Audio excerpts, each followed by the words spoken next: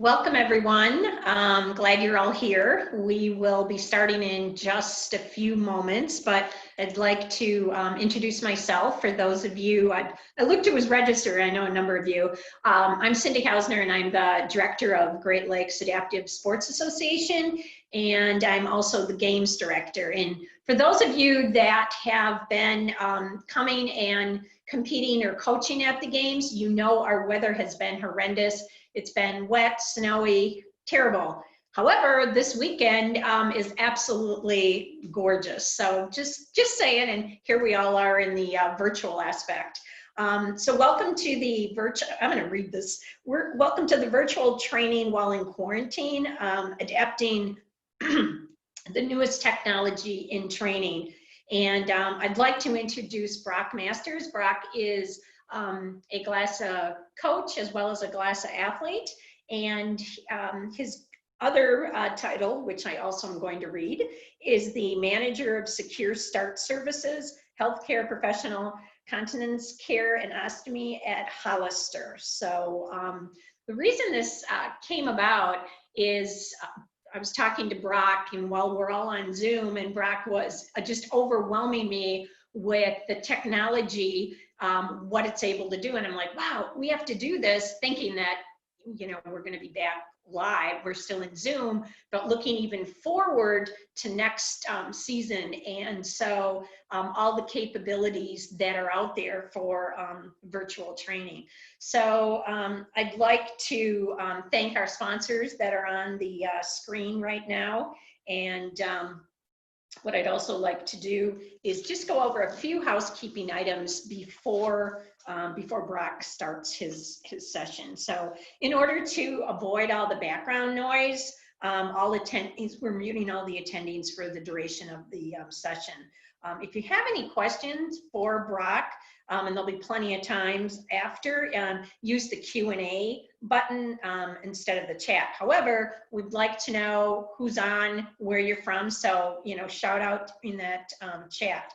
And then when you do use that chat function, make sure to send it to all panelists and attendees. So without further ado, I'd like Brock to start his presentation, and we'll go from there. Thanks, Cindy. Hey, everybody. I just want to put my presentation here on full screen.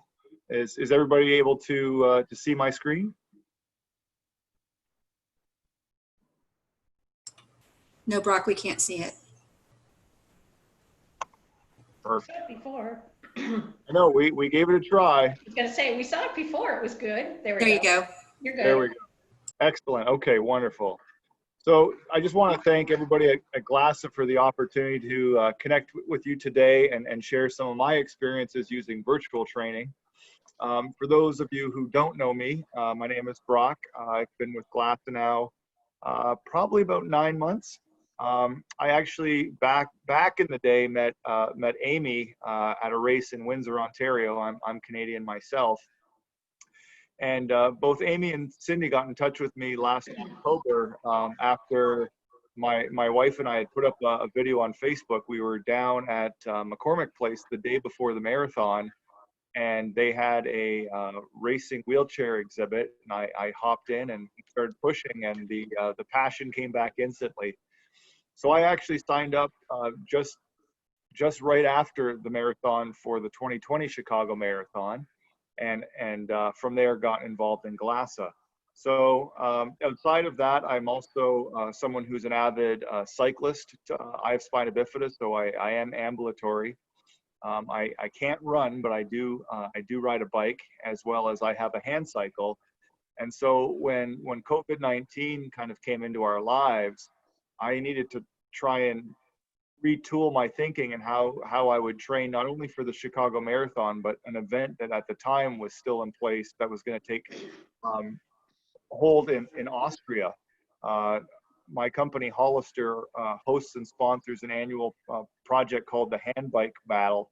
It is a 14-mile uphill race up the side of a mountain in Austria, and there's roughly 150 participants every year. And so when it became apparent that I wasn't able to train outdoors, I started looking at my options to train indoors. So today we're going to kind of walk through some of the different platforms I use and some of the options that are available to you at home. So I think the biggest thing to address is how do I stay motivated? How do I stay motivated in this time of uncertainty? You know, training indoors in the winter, a lot of us do it on our rollers at home. And for those of you who have a roller or maybe use a treadmill or a rowing machine, you can relate to the feeling of monotony that sometimes can play into your activities and your routine. And so what you really need to do is take a step back and understand what is it that my options are in order for me to stay motivated at home? What works for me? One of the biggest things for myself is setting goals. So oftentimes we'll say, well, I'm going to do a workout and I'm going to do it 5 days a week. And that's great. And if you, for example, keep a fitness journal or a diary, that can help. But for me, having actual milestones is what drives me. And so for me, it was this race in Austria. For me, it was the marathon. Those were the goals that I had set for myself. And just because I'm working out indoors and at home doesn't mean that those goals change. If the 2020 Chicago Marathon should be done virtually, I want to make sure that I have the physical capabilities of finishing that race in a time that I'm proud of on my roller. And so that to me also leads into how do I measure success? You know, not only is it important to have goals, but it's important to have milestones along the way. I have certain time and speed milestones that I have put on my calendar that I have put in place for myself, knowing that by having those there, I am far more likely to reach my overall goal if I can measure my success along the way. I also want to make sure that when we get to the end of the 2020 season, you know, how am I going to reflect on what I did? Am I going to be proud of the activities and the work I put into it? And so having those goals in place and being able to measure success allows me to have a good reflection of the work I've done. On top of that, the other thing is how do I help to motivate others? I personally find that for me, when I work with a group like GLASA or some of the other people I'm going to mention in this session, being able to bring that motivation to other people is a great motivator for me. And so that can be very reciprocal in that if you're working out with friends virtually, or you have someone who has a similar ability or level of strength as you, if you can challenge each other, it can really help keep them motivated, but it also helps to motivate yourself. So the big thing today for me to talk about is virtual and digital platforms. What are the options that are out there? You know, what do those look like? And so I'm going to talk about the ones that I use personally. There's a number of different great platforms out there, but in terms of what is specific to meet your needs, that may take a little bit of research. The ones I'm going to talk about today include Zwift.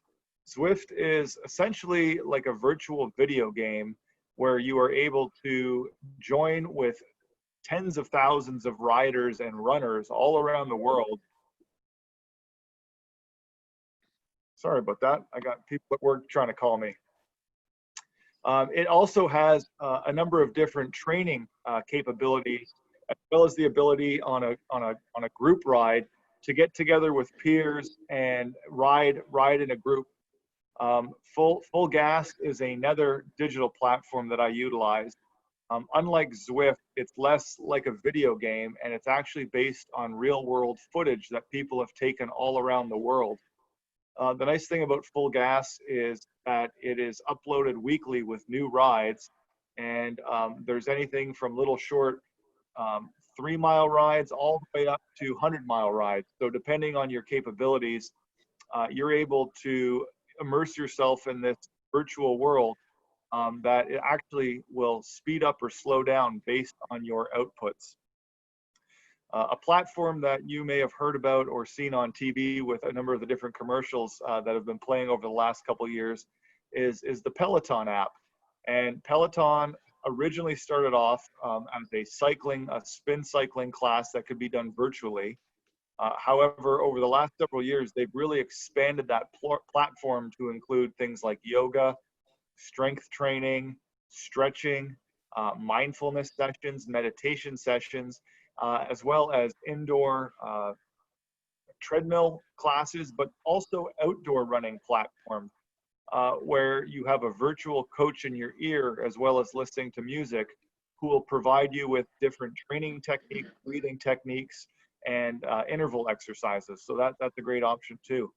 And then lastly, the one I listed here is an app for your phone called OpenRider. OpenRider is an app that links up to some of the different Bluetooth speed sensors that are available on the market. And this actually tracks both your speed, your watts, as well as GPS. So this has the capability to work if you're out at the track and want to look back on your metrics, but it also works on indoor trainers, such as a roller, a treadmill, or even a hand bike trainer, or a real, or I shouldn't say real, a two-wheel bicycle. So what really kind of comes up from there though is like, what do I do? What are my options? What do I do if this goes on for an unknown period of time? And I think the thing that pops into people's mind is time and cost. And so, you know, with the current crisis that's taking place in the world, I think we've all really come to realize that what felt like it might be only a couple weeks or a couple months is really turning into, you know, the year of 2020 with mass gatherings canceled around the world and countries that have put in place both laws and law enforcement to ensure that people are social distancing and protecting themselves from getting sick. There are a number of people that are turning to these indoor platforms as their main mechanism for training. I know I've tried now a couple times to head out to the bike path to go for a ride or do some training, and either there was too many people out and I didn't feel comfortable, or the path was closed altogether and they had put up you know, caution tape at the parking lot, and it was very clear that they didn't want people there. So I turned to some of these virtual options in order to continue with my training and ensure that I'm able to meet my metrics and my goals. So one of the questions that comes up is, you know, I've looked this stuff up online, I've seen some of the options out there, and like anything in life, there's a gamut of offerings, anything from really the best and the best world-class equipment all the way down to things for beginners. And so although there are trainers out there that can cost a fortune, that doesn't need to be necessarily the equipment you choose and use. And so what I want to do is look at some of the things that you can leverage to get into virtual training at a sort of real low cost, entry level introduction to them. And then if it is something that you enjoy, then there's the opportunity to kind of spread your wings and invest in other equipment. I'll say for myself, I have a smart trainer that actually will adjust tension on the wheel depending on the incline or decline of the virtual course. And that's really cool. But I also have a really low cost sensor on my racing chair that sits on my trainer, on my roller. And I actually really enjoy that because I'm able to push at my speed and cadence and control the wattage and output that I execute. So here's what I wanted to share with everybody on the session today. This is the SPO Bluetooth sensor. This particular sensor is very affordable. It's available on Amazon for under $30. And what's neat about this sensor is that it can be used both for cadence and for speed and wattage. And the way that it operates is depending on the battery. If you put the battery in right side up, it works one way. If you take the battery out and flip it the other direction, it provides a different tool. So for people who are hand cycling, for example, you could utilize this to measure your speed and distance and wattage. But at the same time, if you wanted to practice consistency, you can move the sensor to the crank on the hand bike and measure your cadence and ensure that you're moving at a very consistent and ongoing pace. What I've shown here in the image with the gentleman on the bicycle is this is an example of the sensor mounted on a spoked rim, spoked wheel, I should say. it goes on the center hub just with a little included elastic band. And as it spins, it measures both your speed as well as your wattage, and it will transmit that either to a smart app on your phone or something like Zwift or Full Gas, that allows you to then track your speed and distance in the virtual video game. I have carbon fiber wheels on my race chair, and so I was not able to attach the sensor in the traditional manner. However, I've tried to highlight here on the two images on the right, I was actually able to get just a little foam pad, and I put it on the hub of the inside of the race chair wheel. I then used the included little elastic band and was able to prop the sensor up onto the center hub. This was much easier than I had anticipated it being to get it working. Normally, when you try to kind of jury rig something to get it to work in a way that's kind of off label, so to speak, it doesn't always go well. And in this instance, it was very, very simple to put it on the hub. From there, I went on my phone. I installed one of the many different free cycling apps, and very quickly I was able to dial it into not only the size of my wheel, but also the thickness or diameter of the rubber or the tire on that rim. So I do have what traditionally people call like a cat eye sensor on their race chair, and in addition to this. And so it was really nice for me to get in the chair and do a 6 to 7 mile push, and see that by tuning it in or dialing it in on my phone, it was very, very accurate. And when I finished my 6 mile push, my speed and my distance really matched up almost perfectly with my cat eye. So I was happy to see that it was quite accurate. So here I just kind of want to give a bit of a close-up of the different apps out there, what they do. On your far left, you'll see a screenshot of OpenRide or OpenRider. This is that app that allows you essentially to use the sensor like a cat eye, either for outdoor training with GPS, or if you'd like for indoor training. It helps to capture the actual time that you're working. It asks for a couple inputs such as your height, your weight, your age.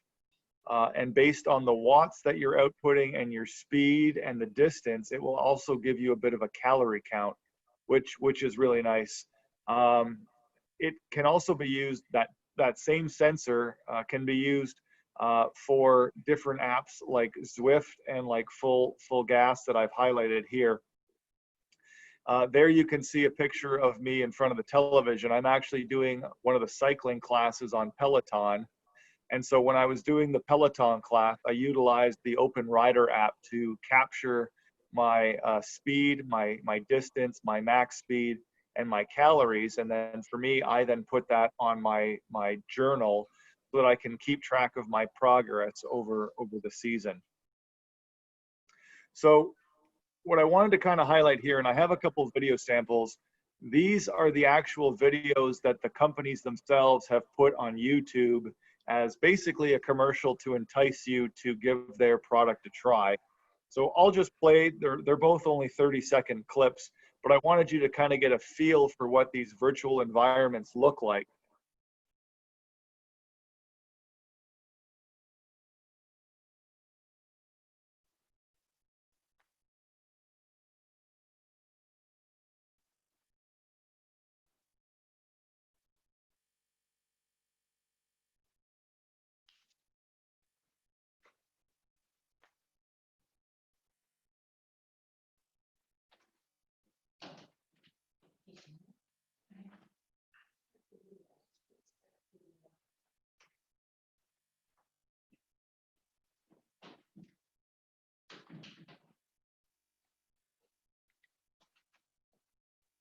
So that's Full Gas. The nice thing about Full Gas is that they actually offer an actual 14-day free trial. If you do pick up the sensor for your bike or your race chair, you are able to utilize this 14 days for free. They do not require any credit card information. It's one of the few services I can think of that truly do give it away for free. And I believe the reason they do that is that the immersive experience is so good that after that 14 days, you're more likely to sign up for it. The next one I'm going to show you here is just the Zwift platform. And again, as I mentioned, either one of these platforms can be utilized for both adaptive equipment or able-body sports cycling.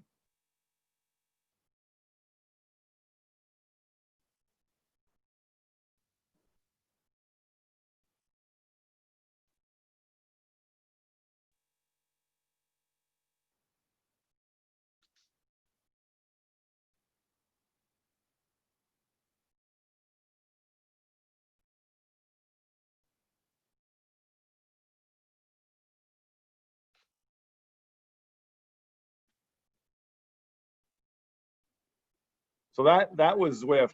One of the cool benefits of Zwift, I will say, is that you are able to meet up with your friends in the game, much like if you were playing a video game online. You can set up a time for you all to meet up in the virtual world and actually train together.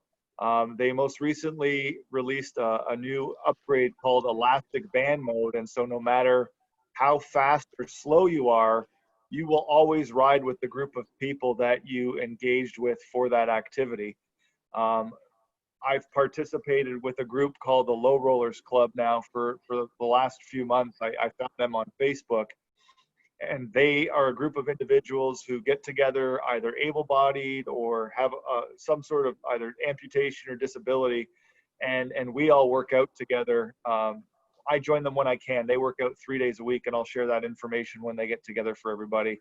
But the cool part is that they will both be on Zwift, and they'll have Zoom going. So they have an interactive chat with each other over the course of that hour, where directions will be given on output and levels of intensity, also while having just some fun banter with each other while everybody rides together in the virtual world.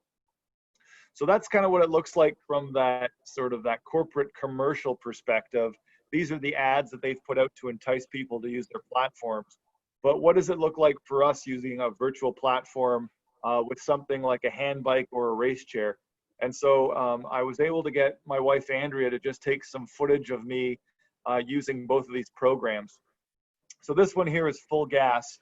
What you'll see on the screen is at the top, it's a little hard to see, but you have an outline of the course you're going to ride. It gives your distance, the distance you've gone, the distance you have to go on that ride. It gives you your top speed, your average speed, your actual speed, as well as the watts that you're putting out in terms of energy expelled. And so this is just a quick little 15-second clip. This will give you an idea of what this looks like.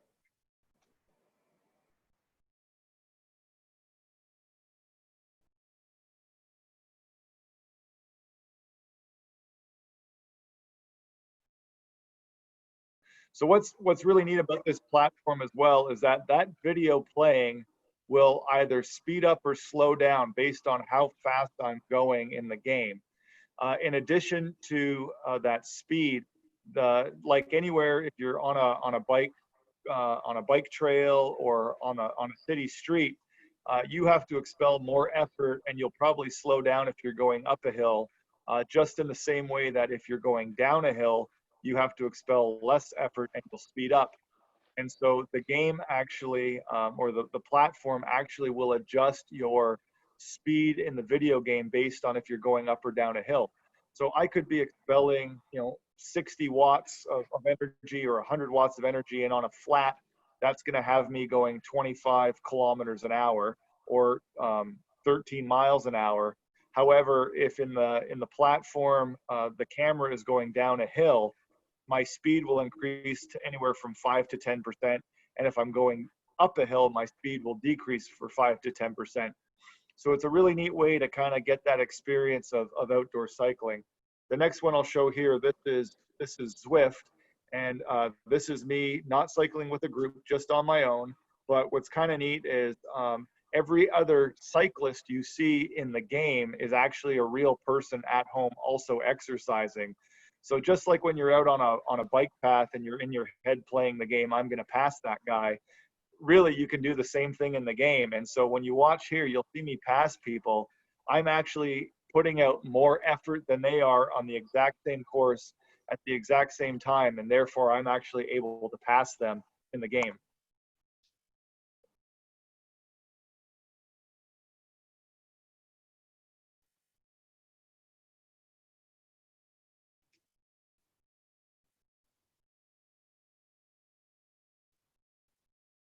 Oh, cool. So there you saw that guy in the green shirt. He was somebody out there in the world cycling, and I had the opportunity to overtake him. So there's a lot of real neat motivation in these games. They also, for example, have time trials where on this particular course, a portion of it, there's 2 different time trials. And as you complete the course, it will give you an overview of your best PR in the last 30 days. And if you redo the same course, when you cross the start line, it will list what your last PR was, and you can make an attempt to beat that time. So a lot of really cool motivators within the game that help you kind of up your level of engagement, activity, and physical fitness. So really, that's kind of just a quick overview. I'm sure there's some questions. I'll be happy to field them. What I want to say though is that there's tons of groups out there. There's so many people who are willing to work with you and to participate. So don't think of this time indoors as your opportunity to stay fit and better your sport. Don't think of it as that opportunity is gone. There is absolutely ways to get engaged out there. I participate with GLASA every Saturday. We have a roller class at 11 a.m. Central. GLASA also holds roller classes on Tuesday and Thursday at 3 p.m. Central. In addition to those, there are a number of different activities that they host, such as ambulatory outdoor training, wheelchair basketball, yoga, physical fitness and strength training. I know the Spokane, Washington group meets Monday to Friday at 5 p.m. Central. When I had the opportunity, if work allowed, I would be able to kind of jump in my chair and join that group, which was really cool because I'm participating with a group of athletes that I really otherwise wouldn't have had the opportunity to work out with. I mentioned the Low Rollers Club. This is a great group. They meet 3 days a week, Monday, Wednesday, and Friday at 9 a.m. Central. I've posted the link to their Zoom chat there, but if you want, you can look them up on Facebook. Just put in Low Rollers Club and Craig and his group will pop up. And then the other thing I wanted to say is, don't be shy. Start your own group. Zoom is completely free, and you can have a meeting up to 40 minutes with absolutely no fees. So if you want to get outside or do a push-up challenge with a friend, or start some sort of stretching group, take that on. Be a leader. Start a group, invite your friends, and these are ways to, again, as I said, one of the best motivations for me is working with other people and making sure that they're feeling motivated. So with that, I want to just thank everybody for the opportunity to kind of share my experiences over the last 3 months of getting involved with virtual training. And with that, I'm more than happy to field any questions that the group might have. So Brock, we do have some questions, so I'll just kind of go in order. Are any of these platforms at no cost, and can they also be used in other countries? So that's a great question. So let me just go back to that slide. Here we go. So OpenRider is completely free. That app is completely free, and you do need to purchase the sensor. I can have the link posted later on for everybody, but that can be used anywhere for free, indoors or outdoors. The Peloton app is $14 a month. I will say though, with the pandemic, Peloton is offering new subscriptions completely for free for 3 months. So you get 90 days to try their platform and see if that works for you. The Zwift app, they give a 7-day free trial, and then it's $14 a month. And then Full Gas is also $14 a month, but they give a 2-week free trial. So I think there's a really great opportunity to try all three completely for free and see if either one or more of them kind of meet your physical fitness goals. And then you can make the decision of which one of those might work best for you. Okay, thanks, Brock. The next question, does it work on a power chair? So that's a good question. I have a feeling I know who this is. And Yes, exactly. Yep, it's Mark.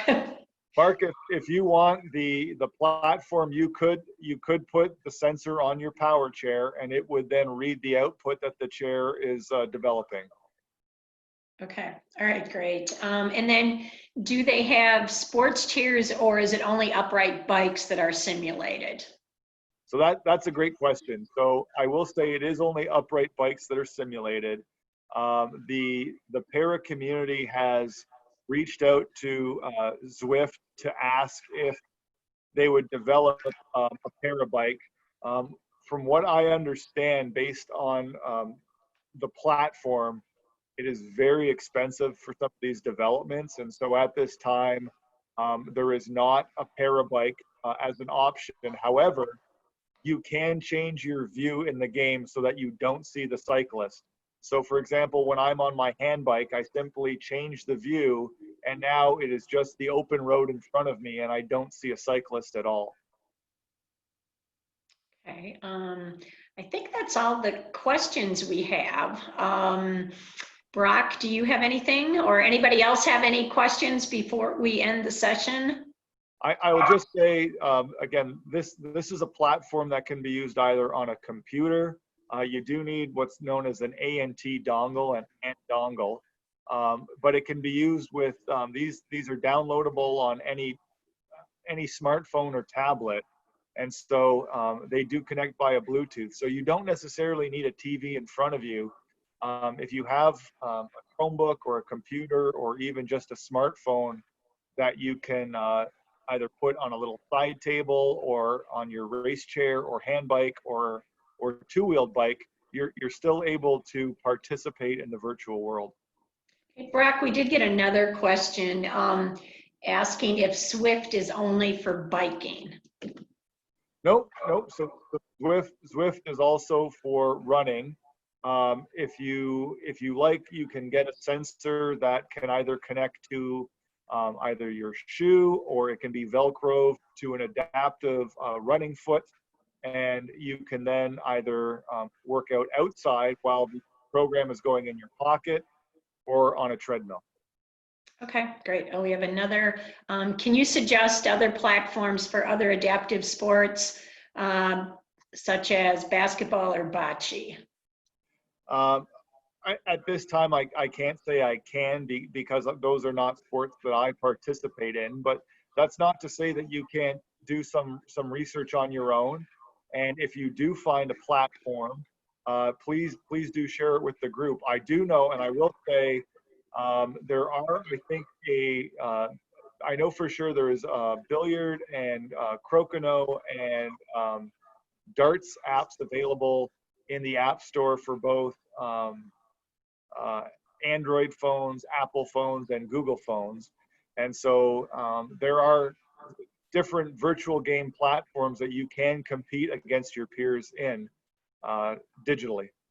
And I did see for bocce that Bridge to Sport is doing something in virtual, and I've definitely seen basketball on various Facebook posts. So it's out there. You just kind of have to search for it. And so, Brock, another question that came in is, how do you know the sensor will work with Swift? So there are a number of different speed sensors available on the market. I'll go back to this page here that you can see. This one here is the lowest cost one I was able to find on Amazon. It was $26, and I think that's $1.30 for tax. So I was able to get the sensor for under $29. As long as it is a Bluetooth speed sensor, it will connect to either Zwift or here we go, sorry, Zwift or OpenRider, Wahoo Sports is another digital app. And then Brock, also, they want to know if that sensor will also work if you're running. This particular sensor is for cycling. Okay. I can certainly share, if someone's interested in a running sensor, I can get in touch with Cindy and I can post some links so that you can find them as well. Okay. But if you were to go on Amazon or on the internet and Google Bluetooth running sensor, a number of them will pop up. Okay, And they'll great. tell you what platforms they work with. Just like here it says it works with Zwift, OpenRider, Exos, and SportWatch. Okay, great. This has been, for me, very helpful, and I think for the rest of us too, because you know, we don't know time-wise how long we are going to be virtual, and those of us in the up north, certainly come November, you know, we're not able to be on the road anymore. So this has been very helpful. So Brock, thank you so much, and we thank our sponsors, and hopefully we'll see all of you on another session. So enjoy the afternoon. Thank you so much, Cindy, for the invite. This has been a lot of fun. Okay, thanks everyone. Bye for now. Bye.